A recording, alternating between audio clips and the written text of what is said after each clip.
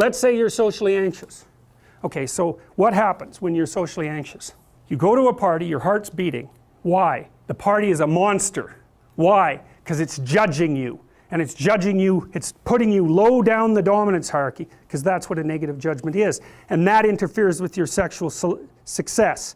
And that means that you're being harshly evaluated by nature itself. Right? So you are confronting the dragon of chaos when you go into the social situation. And so what do? You're like this, right? You hunch over, and that's low dominance. I'm no threat. It's like, well, that's not going to get you very far. You know, but that's a logical thing to do in the face of a tyrant. So I'm no threat. You know, you look at the king and you're dead. I'm no threat. I'm hunched over.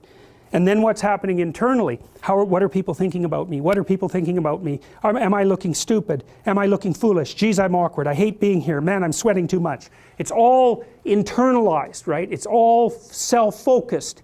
The eye isn't working. What do you tell people? Don't stop thinking about yourself, because you can't. It's like, don't think of a white elephant.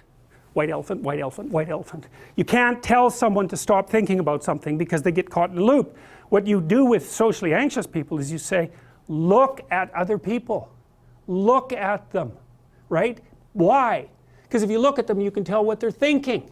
And then unless you're terribly socialized, and some people are. Some people have no social skills, and so the reason they can't go to a party is because they don't even know how to introduce themselves. Like no one ever taught them how to behave.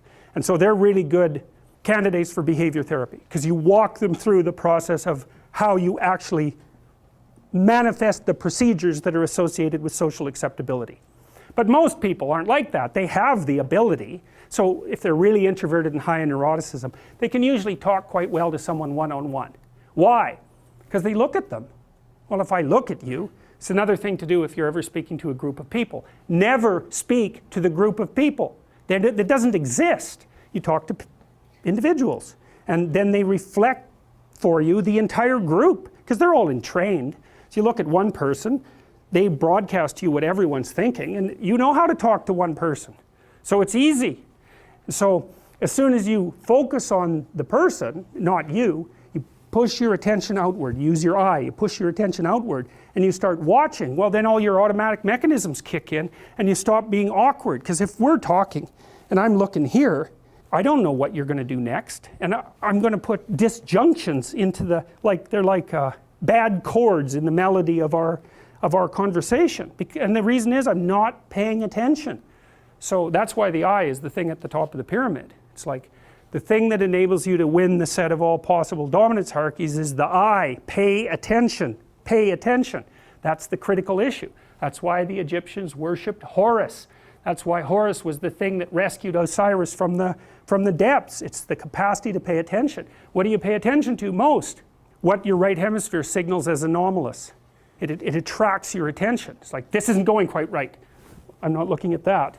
Wrong. That's what you look at. That's what you look at. What's not going right. Because that's the terrible monster that might eat you, but it's also the place you get all the information. So that's why it's useful to have discussions with your enemies, because they will tell you things you do not know. And that's such a great thing, because if you don't know them, well, you're not very smart, are you? You know, there may be a time when you go somewhere that's the thing you need to know. And maybe your enemy will tell you why you're such a fool, you know, and a bunch of other things that aren't true too. But even one thing that's accurate, it's like, yeah, thanks very much, man, maybe I'll do some work on that, and I won't have to carry that forward. So, and then that's part of the reason, again, why the terrible predator, it's always the terrible predator that has the gold. It's like, it's the person who delivers the message you do not want to hear.